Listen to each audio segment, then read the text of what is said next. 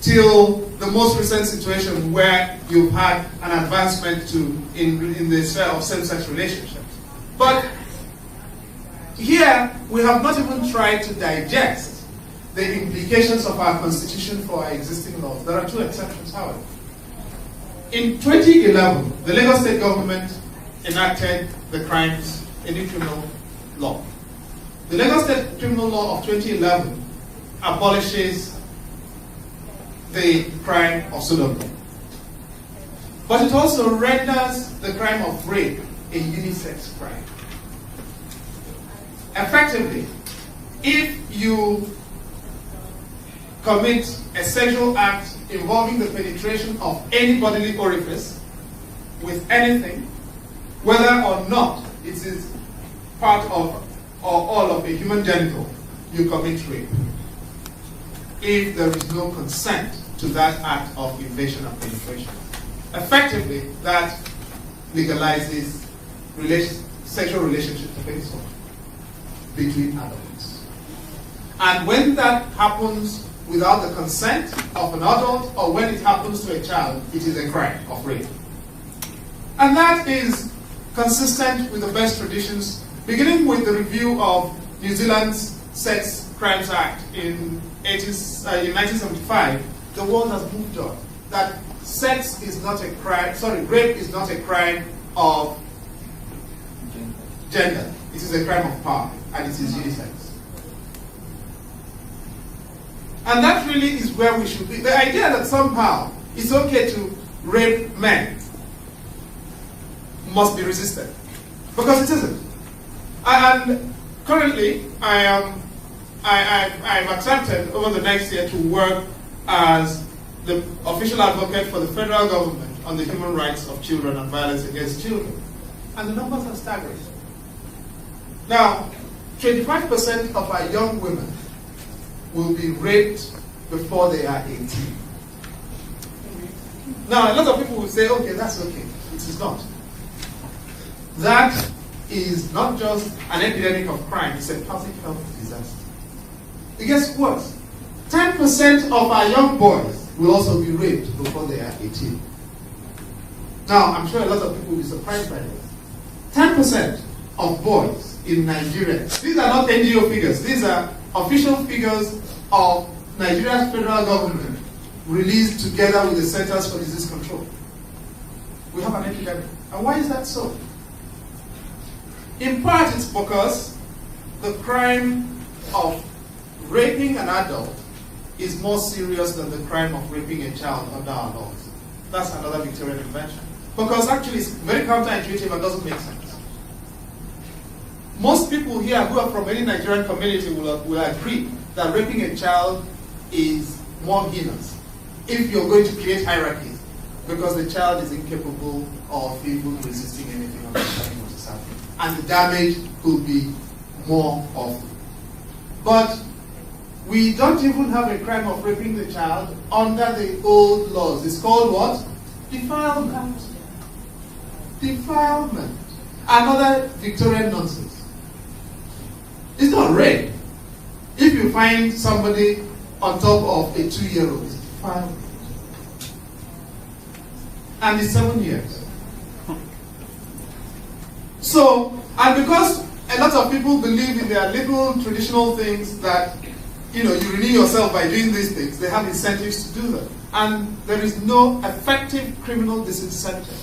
And as a matter of fact, we then bleed our culture, it is not part of our culture to report this thing to the police. Oh, you will render your, how can you report your husband or uncle? How can you take the family to the state?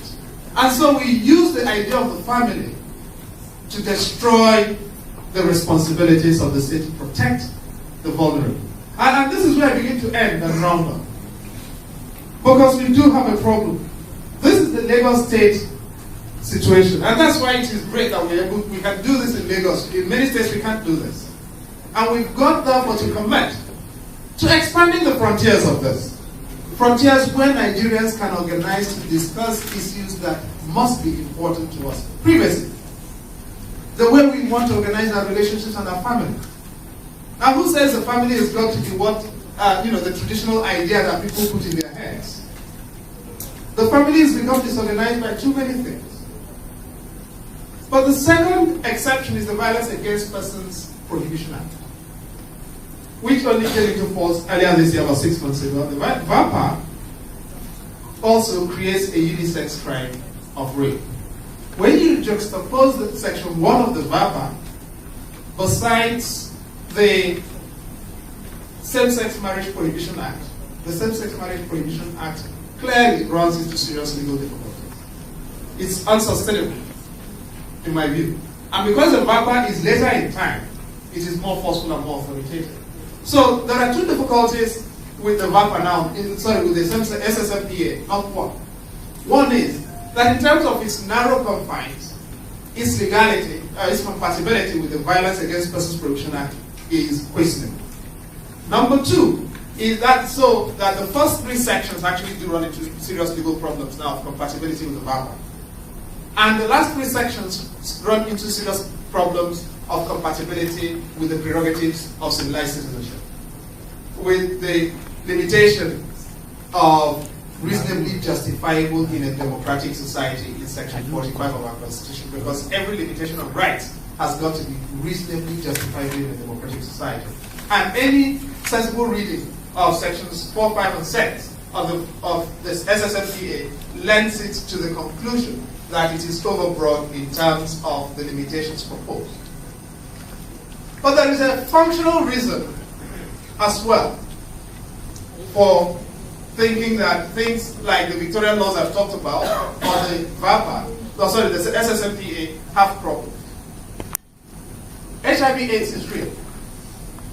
And in this country, since Olika Ransom-Kuti as health minister actually did a great deal of work in bringing us to the consciousness of what HIV/AIDS is involved, or what HIV/AIDS involves, or what it's about. He didn't just make it public, bring it to our consciousness. He also did let us know that his own blood brother died of HIV/AIDS.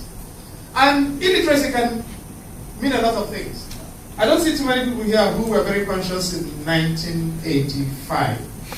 But we did have a case in Weekend Concord in 1986. There was a man called Ayo Sogunro. And this story ran in Weekend Concord for a long time. He had an assignation with a young woman in Acton Cemetery. And the relationship continued. And then, after a while, the young woman started losing weight and started shrinking. And the idea was that Ayo Sogunro had used this young woman for juju. And she died. After she died, or shortly after she died, Ayo Sogunro started losing weight. Then Ayo Sogunro died. It was later, it was found out that Ayo Sogunro and his girlfriend had died of HIV/AIDS. It was Olika Ransom-Kuti that actually discovered that. But before then, we thought HIV/AIDS was what? Juju. And the way we treat HIV/AIDS with the regime of the Same-Sex Marriage Prohibition Act kind of also treats it like juju, not as something that we should address scientifically. Because what the law does and what our criminal and penal codes do is to drive the HIV/AIDS, to drive persons with seroprevalence on the ground. And that means we compromise all of the gains and progress we've made in the fight against HIV/AIDS. That should not be tolerated, and that should be done. Because HIV/AIDS is now easily manageable. But you cannot manage it if particularly MSMs are driven on the ground and driven to a situation in which they feel that if they make themselves available to accept antiretroviral programs, they can then be arrested for who they are. That is not part of the promise of our Constitution, because our Constitution in Section 17 requires government to be humane. Humane government cannot be government that drives people who require assistance and access to life-saving medication to avoid what they can use to save themselves, prolong their lives, and live meaningful lives and contribute meaningfully to our society. And that's really the note on which I want to end. The idea of humane government is constitutional. You see, people sit down here and we actually as Nigerians expect people to treat us badly. And when they don't treat us badly, we suspect them. So, your average Nigerian driver actually carries bulala, hostage, whip on their, or cowhide whip on their what? Dashboard. I don't know whether you've seen it. And they actually tell you that they want to use it to whip Nigerians. And Nigerians expect to be whipped by people. And it's interesting that people who complain about some sexuality accept public sadomasochism. Because that's what it is. We actually are happy with sadomasochism publicly. But we complain about what people do privately in their bedrooms. And it is a society in which vigilantism is legitimate. The military has resorted to vigilantism in Zaria. Oh, you can't block the road, we will teach you who we are. That's vigilantism. Parents resort to vigilantism at home. Politicians resort to vigilantism to win elections. Teachers resort to vigilantism to open the heads of children who are not doing well in school. Everybody now believes that the supreme law of Nigeria is self-help. And if you don't like persons who are different on reasons of sexual orientation, you do what? You resort to vigilantism. That's why this report is sensational. And I really think that TS deserves tremendous credit. And for everybody here this morning, it's an act not just of sacrifice, but of courage. In a society in which people think being different is a crime, it is an act of courage for everyone who is shown up here this morning is making a statement that a free democratic country is a country in which we are all entitled to protection in spite of our difference and because of our difference. Difference is central to the project of democracy. And if difference were not allowed, we would not have had change and there would be no President Buhari. And so, President Buhari has a responsibility to protect people who are different. Whether or not we call them LGBTI is immaterial. Whether or not we call them Shiites is immaterial. Whether or not we call them Muslims, or Southerners, or Northerners, or women, or white, or black, or red, or green is immaterial. We've got to protect them. Because when we don't, one, he breaches his constitutional oath, 7th schedule. Number 2, he destroys the constitution that protects us all.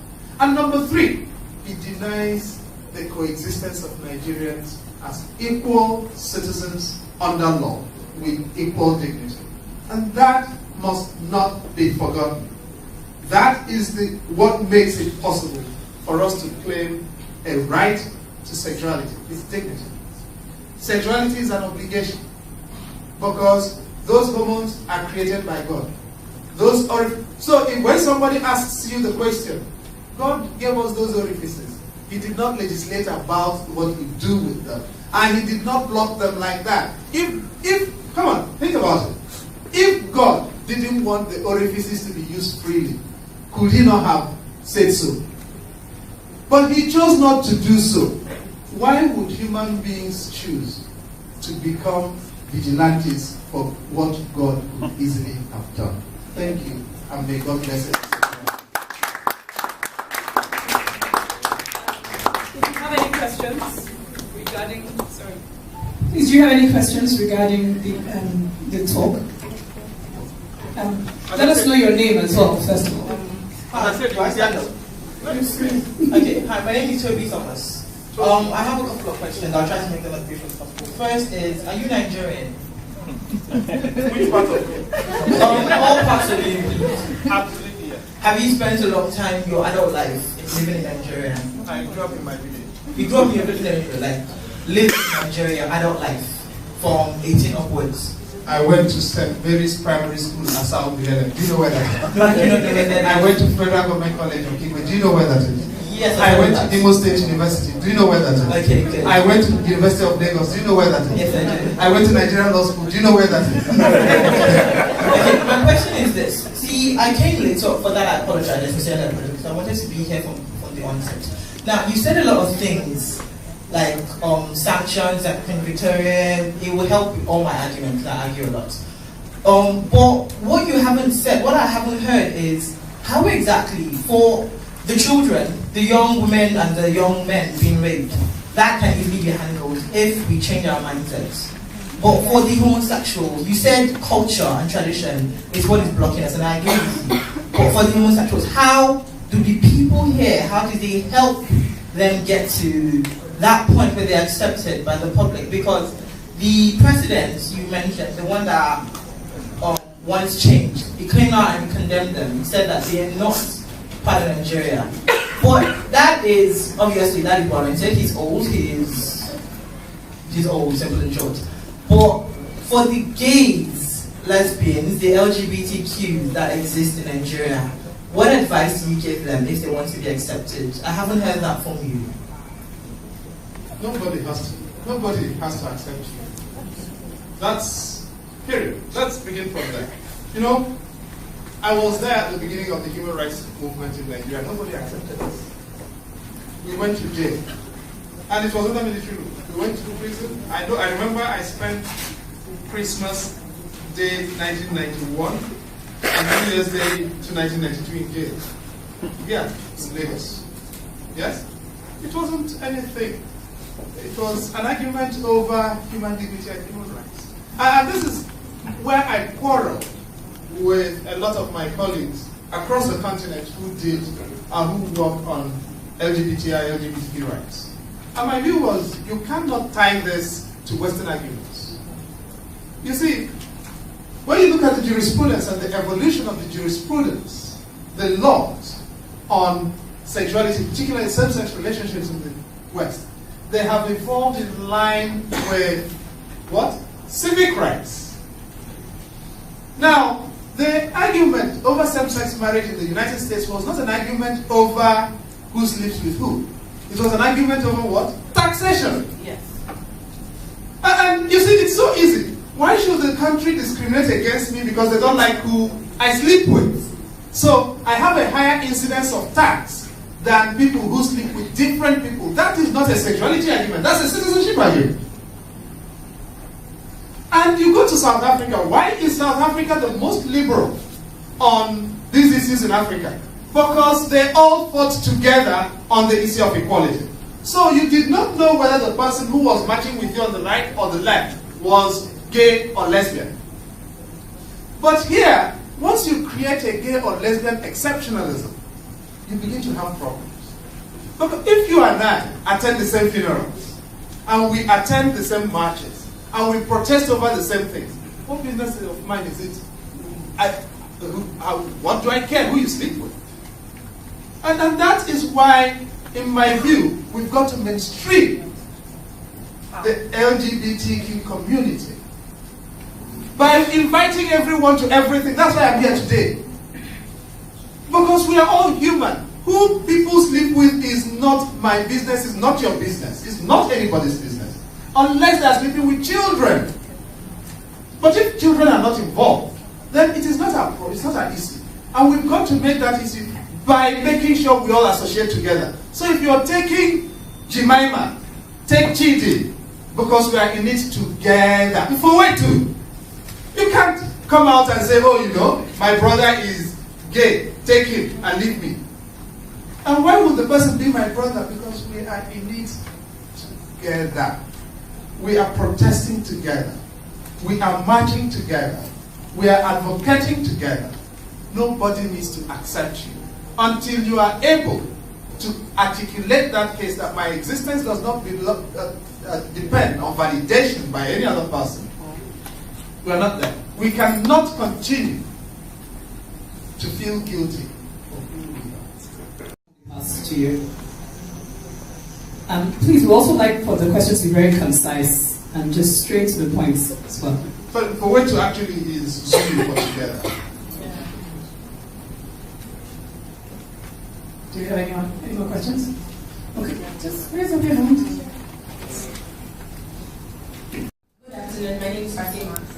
Apart from the issue of culture, you mentioned it that people always like to blame it on culture.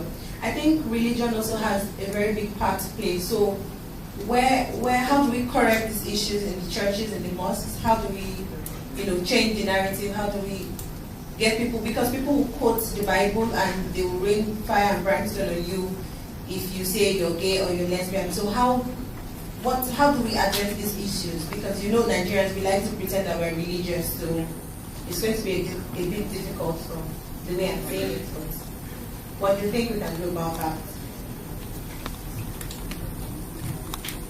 One of my best friends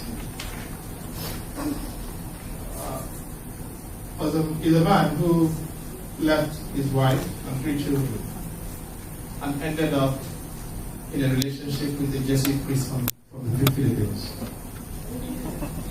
Alright? He's still my friend.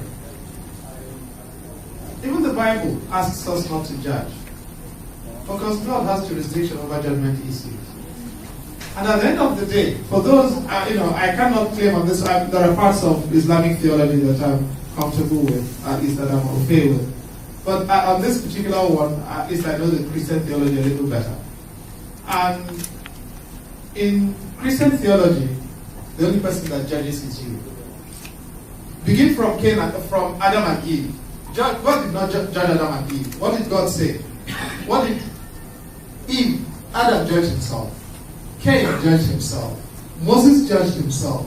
David judged himself. Absalom judged himself. Right down to Judas Iscariot and Peter. So let's sort out the theological issue. Nobody has jurisdiction over you in matters of your faith. If you're not comfortable with your faith, that's a different matter. I can't help you there. But if you're comfortable with your faith, nobody has jurisdiction over you. And that's the thing, the churches could control thinking before Gutenberg. They can't anymore because printing has made matters easier for everyone to access, the sources of theology. But yes, I do accept that Nigeria is a very religious society, but we're not a very godly society. And there's a difference between religion and God, between appearances of piety and spirituality. And I do think for those who are interested, we've got to draw those distinctions. That at the end of the day, God does not distinguish people based on what they do with their genitals. God has more important things to do. And I'm quite comfortable with the idea that God gave us genitals to use for very interesting things. As long as those interesting things don't involve children, I really couldn't be bothered. And I'm sure, I'm very comfortable. I don't speak for God, but I know God made me in His own image. And I'm comfortable that the thing I'm saying here is being said by a person who speaks in the image of God. And you can quote me and tell me. I'm a Catholic, by the way. I'm comfortable being Catholic. And I have no problems receiving communion. And I have not said anything here this morning that is incompatible with my Catholicism.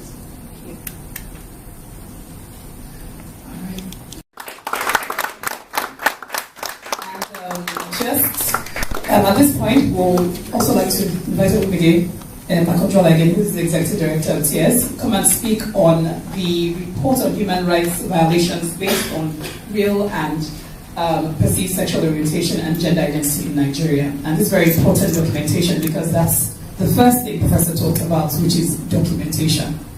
So please give it up for Obige.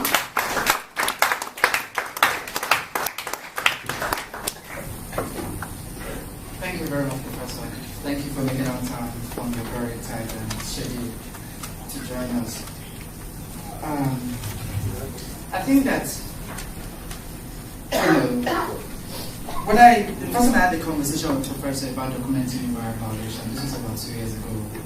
We had a private meeting and said that it's not only okay not to complain online, or complain that people are being arrested every day, or complain that people get beaten every day for what they have. But what is the evidence for this thing that happen every now and then? And so then before then we were documenting human rights violations based on sexual orientation and gender identity. But as usual, we document for program purposes, just to say these things are happening. But how much of this were in the public? But in 2014, we took a bold step to the public and they did an infographic analysis of the human rights violation and then presented it at the African Commission on Human Rights and People's Rights in Banjul, and then circulated it around social media. But we said this year, infographic is not enough. Sometimes people need to hear the story. Sometimes people need to know what exactly are the issue that these rights are violated. It's not just okay to say 200 people were beaten, but what happened and why were they beaten? A few days ago, just 2 days ago, my colleague Ayo and I were in the office, and I really got so frustrated, and he also got frustrated, even though he could not express it. A young boy was arrested. A young man was arrested. I think he was about 22 on his way to work, and the police had stopped him because he was working in a particular way, and they took him to a cyber cafe and asked him to log on to his Facebook account and printed out with his own money all his Facebook messages in the last 5 years, all the pictures he has on the Facebook, and they printed it and they took him to the station and arrested him and said he's gay. We got the message on our Twitter DM, and they sent us a number that this boy's arrested, what can we do? So immediately I rang the phone number that was available and I started speaking to the guy.